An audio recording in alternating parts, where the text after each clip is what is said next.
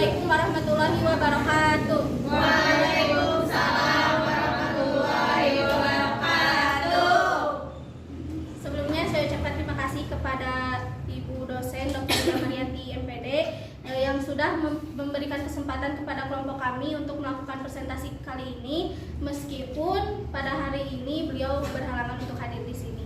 Tapi semoga ketidakhadiran beliau tidak mengurangi esensi kita pada pagi kali ini. Baik teman-teman, langsung aja di sini izinkan kami untuk memperkenalkan diri terlebih dahulu. Di sini kami dari kelompok 2 yang beranggotakan saya sendiri. Start ini dengan NIM 2051622. Kemudian rekan saya Karantia 5 dengan NIM 2051313. Saya Nisa Nuraisa dengan NIM 2051602. Kemudian ada satu lagi, Haris Ajis dengan NIM 2051412 yang kebetulan beliau belum berkesempatan untuk hadir.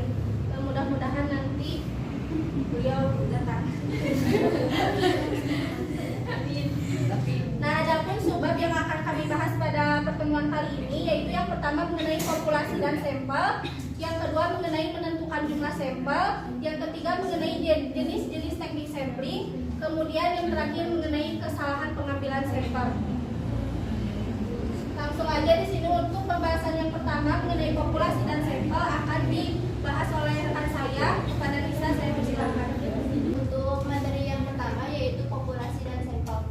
Untuk pengertian dari populasi dan sampel, menurut Sugiono 2014 menyatakan bahwa populasi adalah wilayah generalisasi yang terdiri atas objek atau subjek yang mempunyai kuantitas dan karakteristik tertentu yang ditetapkan oleh peneliti untuk dipelajari dan kemudian ditarik kesimpulannya.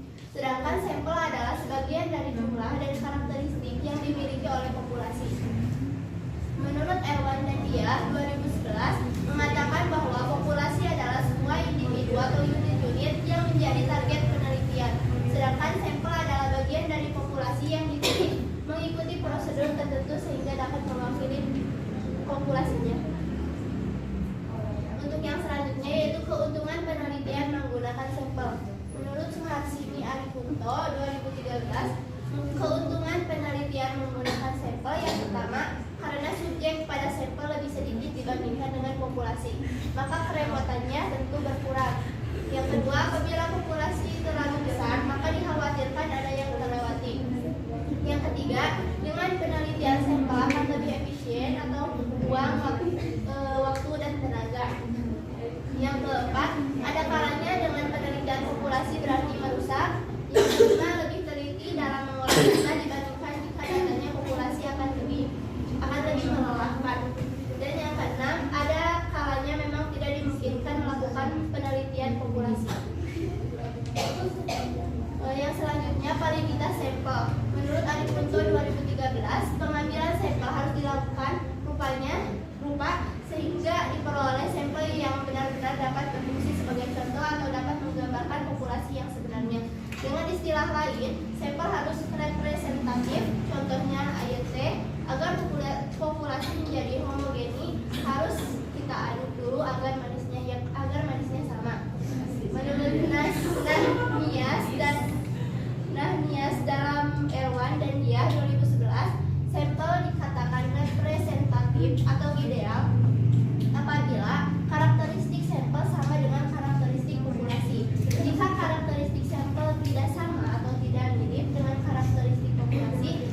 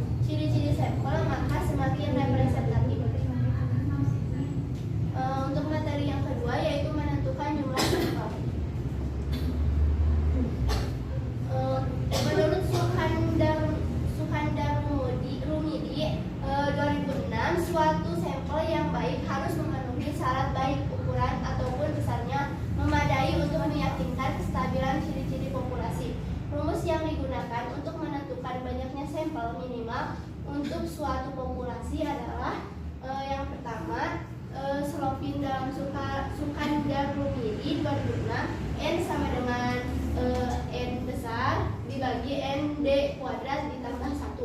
Untuk N jumlah sampel, untuk N besarnya jumlah populasi, dan untuk D-nya presisi.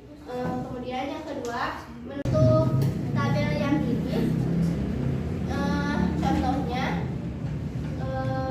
populasi yang berjumlah 100. Dan untuk N itu kan jumlah populasi dan S jumlah. Sekian materi yang dapat saya sampaikan. Untuk materi yang selanjutnya akan disampaikan oleh Profesor. Baik, di sini saya akan melanjutkan penjelasan atau pembahasan dari rekan saya, yaitu mengenai jenis-jenis teknik sampling. Teknik pengambilan sampel dapat dilakukan dengan dua cara, yaitu yang pertama dengan sampling random atau probability sampling, kemudian yang kedua dengan sampling non random atau non probability sampling. Nah, untuk sampling yang pertama yaitu sampling random, untuk pengambilan contohnya ini dilakukan secara acak, bisa digunakan dengan undian, ordinal atau tabel bilangan, atau juga bisa menggunakan komputer. Nah, sedangkan yang kedua yaitu sampling non random atau disebut juga dengan incidental sampling, yaitu pengambilan contohnya dilakukan tidak secara acak.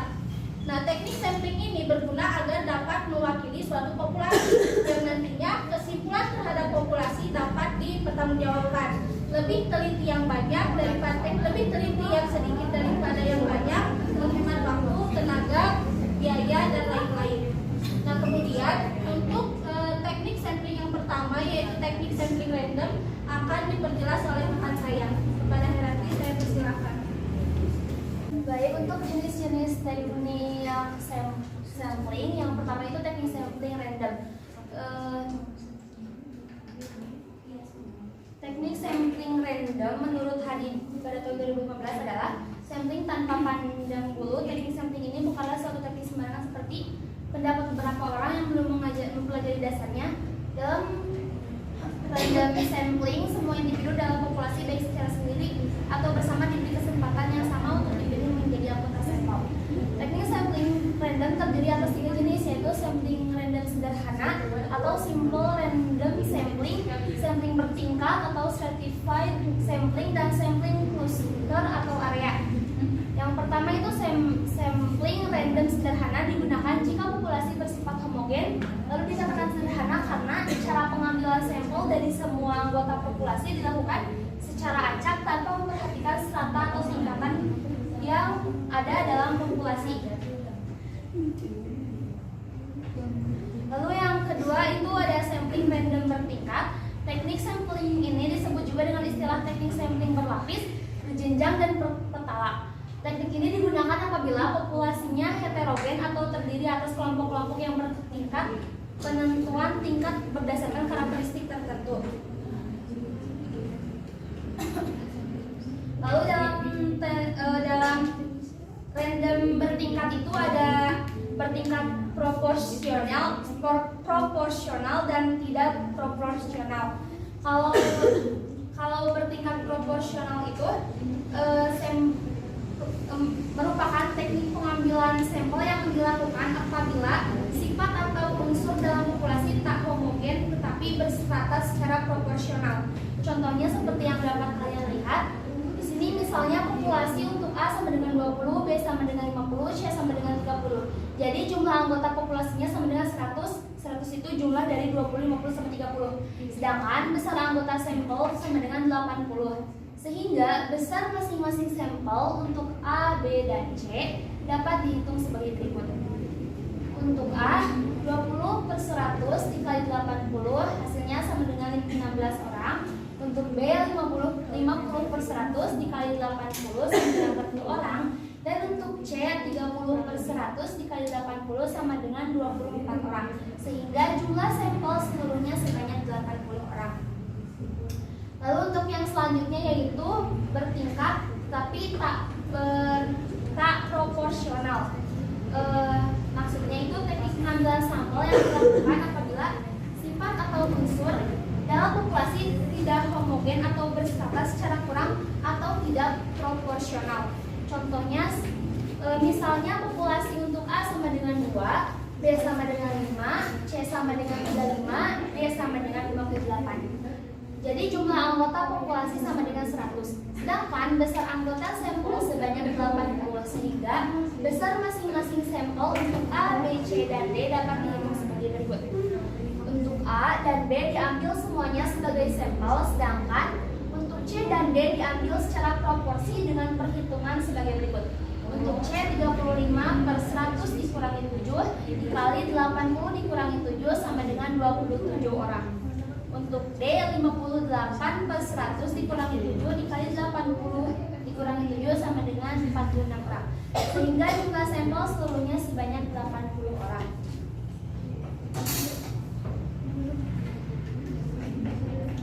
Lalu untuk jenis teknik sampling terakhir yang random, yang sampling random itu yang terakhir teknik sampling cluster. Teknik sampling ini disebut juga sebagai teknik sampling daerah, conditional sampling, restricted sampling atau area sampling.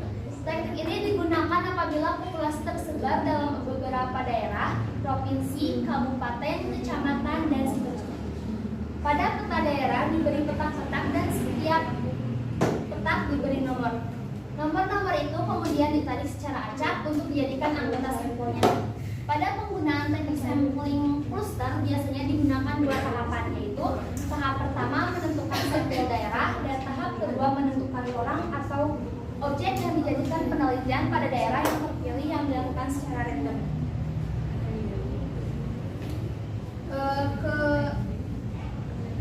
Keuntungan menggunakan teknik cluster ini, yang pertama dapat mengambil populasi besar yang tersebar di berbagai daerah. Yang kedua, pelaksanaannya lebih mudah dan murah dibandingkan teknik lainnya. Sedangkan untuk kelemahannya, yang pertama jumlah individu dalam setiap pilihan tidak sama, karena itu teknik ini tidaklah sebaik teknik lainnya. Lalu yang kedua, ada kemungkinan penduduk satu daerah berpindah ke daerah lain tanpa sepengetahuan peneliti, sehingga penduduk tersebut mungkin menjadi anggota rangkap sampel penelitian. Mungkin itu yang dapat saya jelaskan. Untuk materi selanjutnya akan dilanjutkan oleh rekan saya. Baik, di sini saya akan kembali melanjutkan pembahasan dari rekan saya, yaitu teknik yang kedua mengenai teknik sampling non-random. Nah, teknik sampling non-random ini terbagi ke dalam 5 macam. Yang pertama, teknik sampling sistematis atau systematical sampling. Kemudian yang kedua, teknik sampling kebetulan atau accidental sampling. Kemudian yang ketiga, teknik sampling bertujuan atau purpose sampling. Yang keempat, mengenai teknik sampling kuota atau kuota sampling. Kemudian yang kelima atau yang terakhir, teknik bola salju atau snowball sampling. Nah, langsung ke teknik yang pertama ini, teknik sampling sistematis atau systematical sampling. Nah, teknik sampling sistematis ini sebenarnya dapat termasuk ke dalam atau kepada teknik random sampling sederhana yang digunakan secara ordinal. Artinya, anggota sampel dipilih berdasarkan urutan tertentu.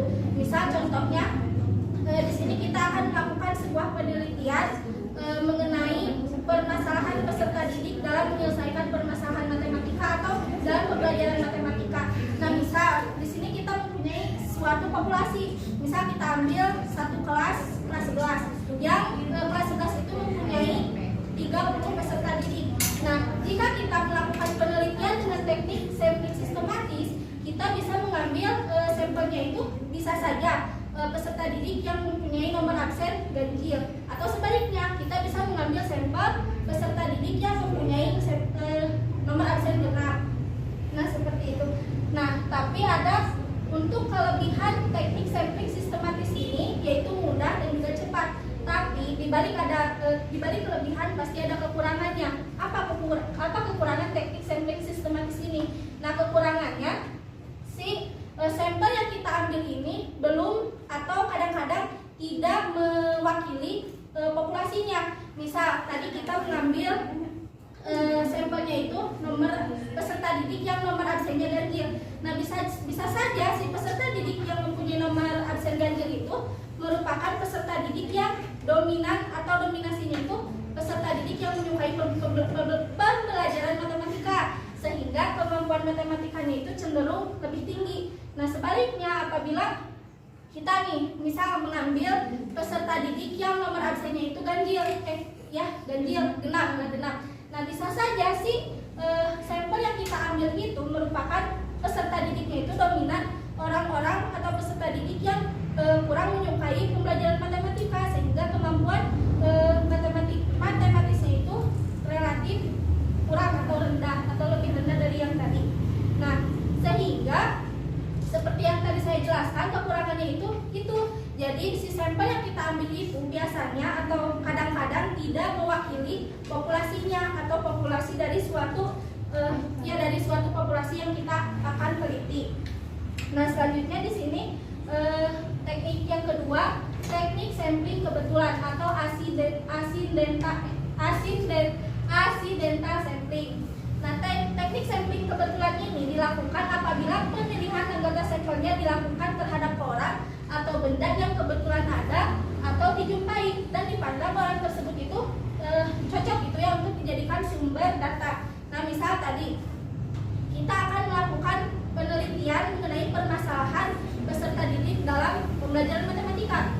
Nah, kita misalkan tadi itu kelas 11 ya. Nah, kita ambil saja orang-orang, kita datang ke sekolah, terus ada peserta didik nih, mau kelas berapa aja yang kita anggap dia itu cocok dijadikan sumber data. Nah, kita bisa saja ambil orang tersebut sebagai sampel data yang akan kita teliti.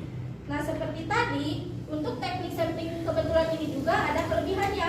Kelebihannya itu yaitu murah, cepat, dan juga mudah. Nah, untuk kekurangannya, teknik penelitian yang dilakukan dengan teknik sampling kebetulan ini kurang representatif. Nah, selanjutnya di sini teknik yang ketiga yaitu mengenai teknik sampling bertujuan atau purposive sampling.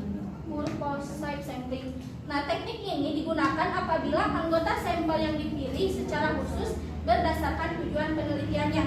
Misal, kita akan melakukan sebuah penelitian untuk meneliti disiplin peserta didik. Nah, kita bisa saja mengambil sampelnya itu yang orang-orang yang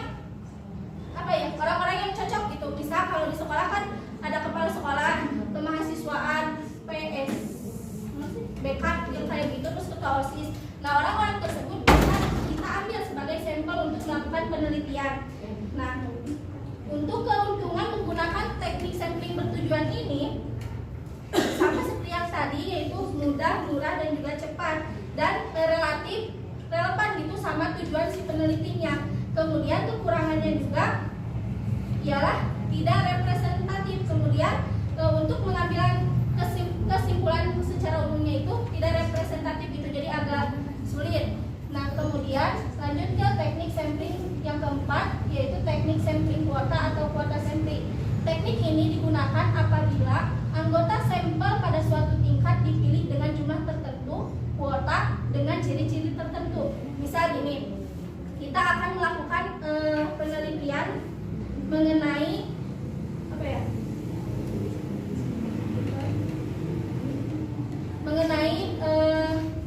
permasalahan yang guru yang tadi ya, permasalahan pendidik dalam mengajarkan matematika. Nah, kita itu mempunyai atau disediakan populasinya itu sebanyak 50 sekolah atau sekolah yang ada di Garut. Nah, jika kita melakukan penelitian dengan teknik sampling kuota, misal ada 10 peneliti di sini, di kelas ini ada 10 peneliti yang akan melakukan penelitian yang tadi. Nah, kita bisa memilih si sampel-sampelnya itu bebas, tapi asalkan yang 50 tadi, 50 sekolah yang sudah disediakan gitu ya untuk teknik sampling kuota ini. Nah, keuntungan dan kelemahan menggunakan teknik sampling kuota ini sama yang teknik sampling bertujuan yang tadi. Nah, kemudian yang terakhir yaitu teknik bola salju atau snowball sampling. Teknik penentuan sampel bola salju ini digunakan apabila jumlah sampel yang diketahui hanya sedikit. Dari sampel yang sedikit tersebut, peneliti mencari informasi sampel lain dari yang dijadikan sampel terdahulu, sehingga makin lama jumlah sampelnya makin banyak. Seperti bola salju yang menggelinding, makin lama bola salju tersebut makin besar. Kalau contohnya, misal di sini kita akan melakukan penelitian mengenai permasalahan yang tadi, permasalahan yang dihadapi peserta didik pada saat melakukan pembelajaran matematika. Tapi karena sampelnya misal kita punya hanya sekelas misal 50-30 peserta didik, tapi kita juga nyambil melakukan penelitian mengenai misal pengaruh gaya belajar terhadap peningkatan prestasi yang tadi, yang pembelajaran matematika. Nah, jadi dengan sampel yang sedikit kita melakukan penelitian kembali gitu untuk mencari informasi-informasi yang lain, sehingga meskipun sampelnya sedikit tapi kita akan mempunyai informasinya itu banyak, jadi seperti bola salju yang menggelinding. Nah, selanjutnya mungkin hanya itu yang dapat saya sampaikan. Untuk poin yang selanjutnya mengenai kesalahan pengambilan sampel akan disampaikan oleh rekan saya.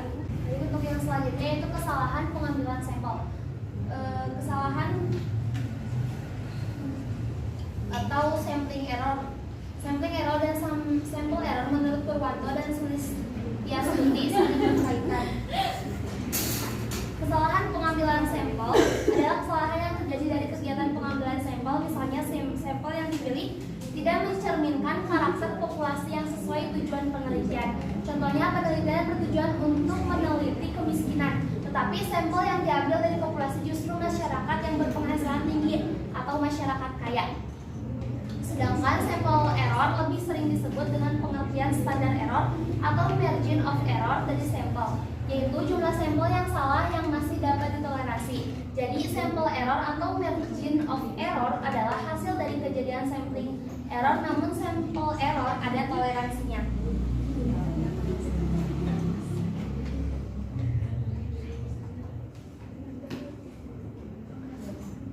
Perhitungan mengenai sampel yang bisa salah atau margin of error dari sampel dapat dipertimbangkan dengan: pertama, jumlah sampel atau populasi; yang kedua, interval kepercayaan; yang ketiga, distribusi respon. Tetapi apabila distribusi respon tidak diketahui secara pasti, maka sering dianggap 50%. Mungkin hanya itu penjelasan dari kelompok kami. Silakan apabila ada yang ingin bertanya, acungkan tangan, kemudian perkenalkan diri dari kelompok mana. Tiga. Izin memperkenalkan diri, nama saya Naswa Amelia Salsabila dari kelompok 3. Izin bertanya mengenai jenis-jenis teknik sampel. Kan tadi ada banyak ya yang dijelaskan. Nah, menurut kelompok 2, jenis teknik sampel mana yang paling direkomendasikan untuk penelitian sekarang agar tidak terjadi kesalahan pengambilan sampel? Terima kasih. Terima kasih kepada Naswa atas pertanyaannya. Mungkin di sini saya akan mencoba menjawab dari pertanyaan Naswa.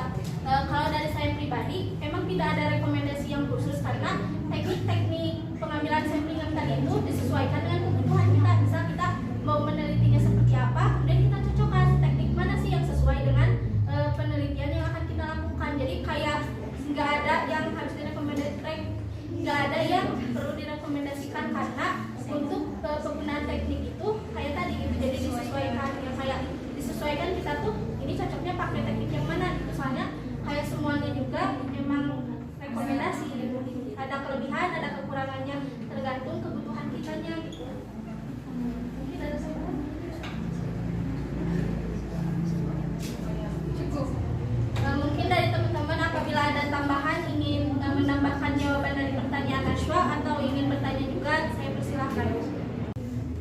Perkenalkan, nama saya Yuliastuti Pratiwi dari kelompok 3. Izin bertanya, tadi kan ada dua jenis teknik pengambilan sampel. Yang pertama itu probabilitas random sama non random.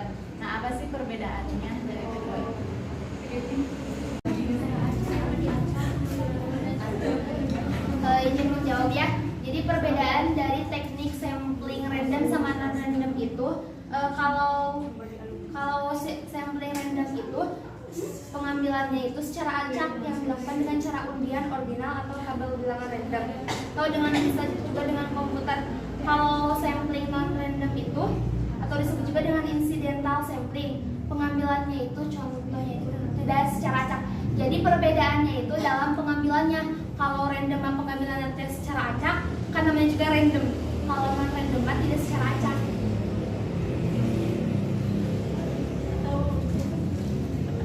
Kurang puas.